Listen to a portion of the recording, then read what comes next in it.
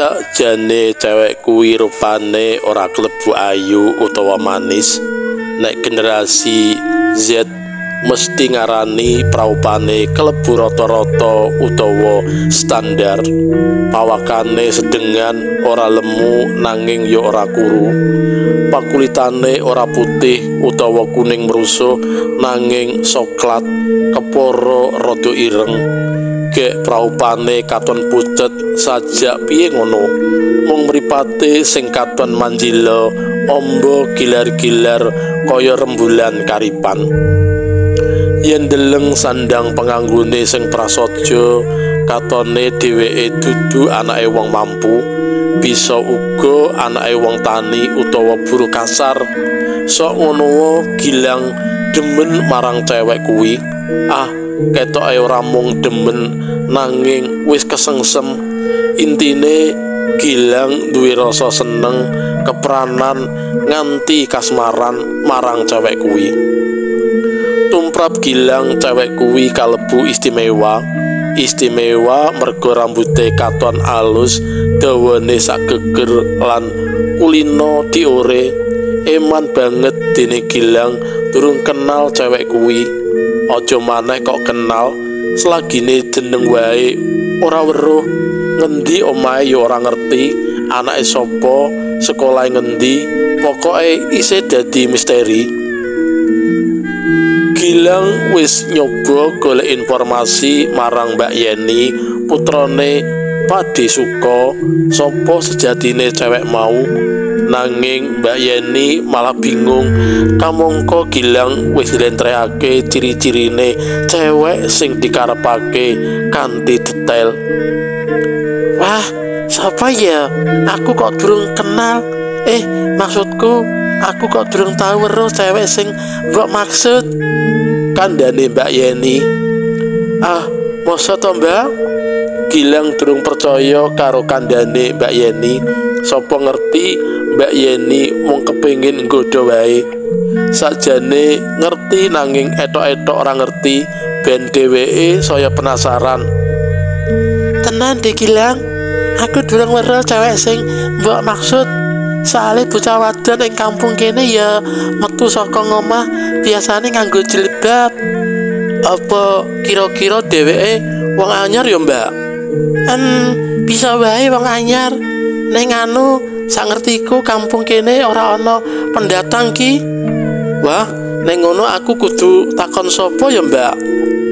Ya sesuk dak bantu golek informasi, Dik.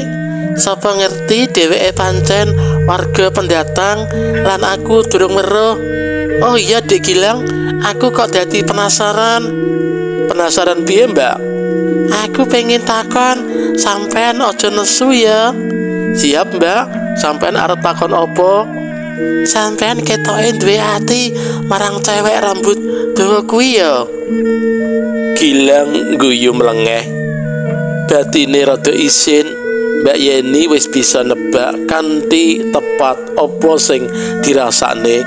Mula Gilang ora perlu mangsuli pitakone Mbak Yeni. Ki Gilang, piye, Mbak? Olehmu ketemu utawa weruh cewek rambut dawa kuwi ana ngendi? Wong sampean ki ana kene lagi rong dina, tur ya ora nate metu saka ngomah. Gilang pancen lagi rong dina liburan ana daleme Pade Suko sing pidalem ana Gandung Sari, Trenggalek. Dene omahe Gilang ing Ponorogo. Sajroning rong dina ana Gandung Sari kuwi Gilang pancen ora lunga menyang endi-endi kejaba diajak Mbak Yeni andhok bakso ing kafe Watu Lorek. Kafe kuwi kafe anyar manggone ing pinggir dalan gedhe jalur menyang Kampak. Pitakone Mbak Yeni dijawab Gilang apa anane. Diceritakake yen dheweke weruh cewek rambut dawa kuwi lagi kaping pindho. Oleh weruh kena diarani ora sengaja. Weruh sing sepisan pas wayah esuk sawise salat subuh, Gilang buka lawang arep metu menyang latar. Mak jegagik sanalika Gilang mandeg Gilang mergoi cewek rambut dawa jumangkah arep mlebu menyang latar. Gilang kaget, cewek kuwi ketoke uga kaget. Gilang meh takon, "Badhe madosi sinten, Dik?"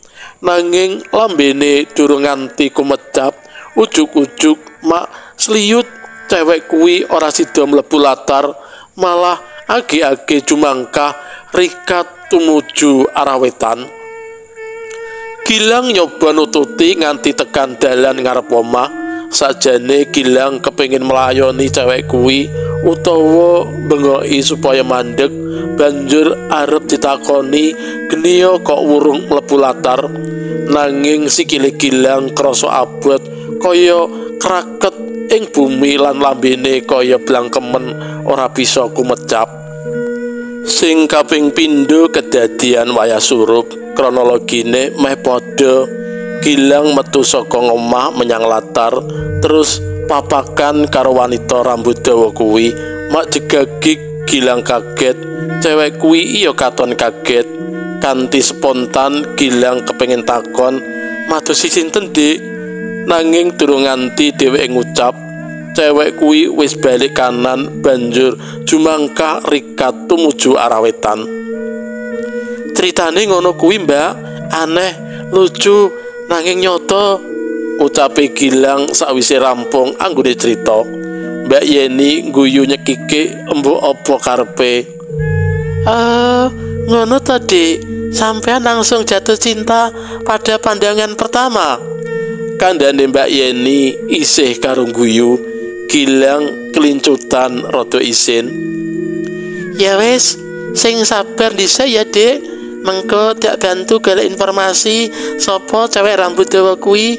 Yen wis ketemu sampean bisa kenalan, sapa ngerti dadi jodohmu." Gilang rada ayem krungu kandhane Mbak Yeni. Gedhe pengarep-arepe Mbak Yeni bisa oleh informasi akurat ngenani cewek rambut dawa kuwi. Sedina, rong dina, telung dina, Mbak Yeni durung oleh informasi. Ojo-ojo Mbak Yeni ora golek informasi.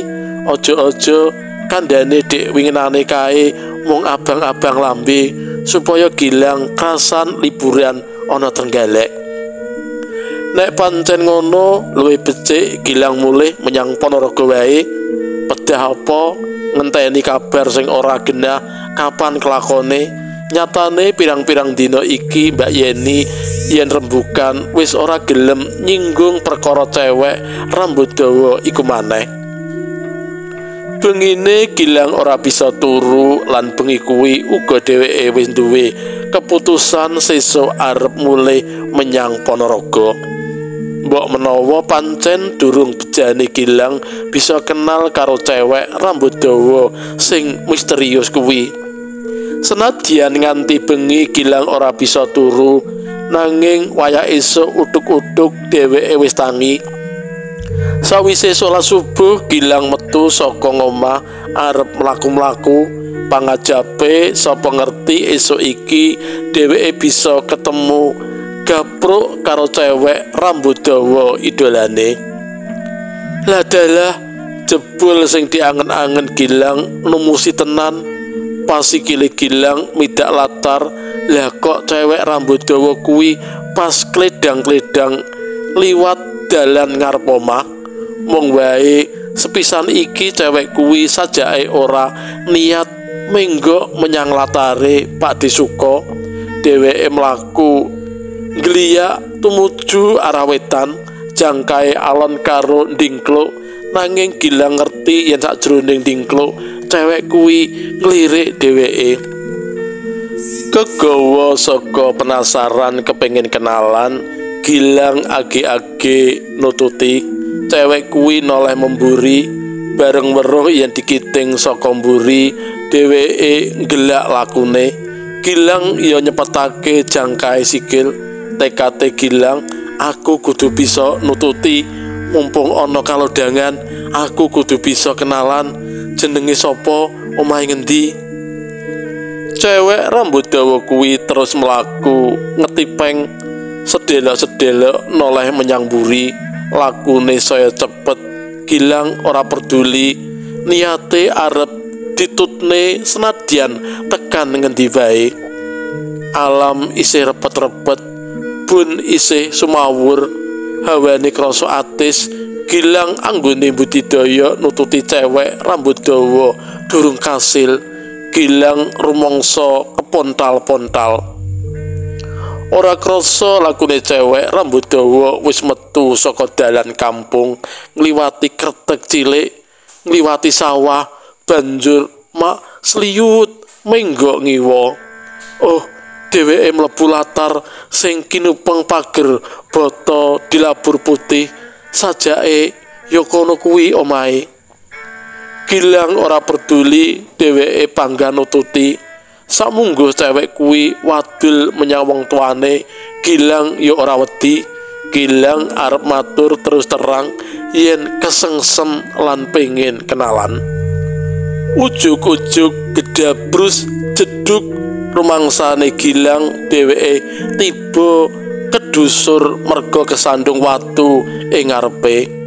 Sirahe kebentus watu njenggelek. Gilang agi-agi ngadeg. Cewek rambut dawa mau wis ora katon maneh, ilang lap. Embuh menyang ngendi parane?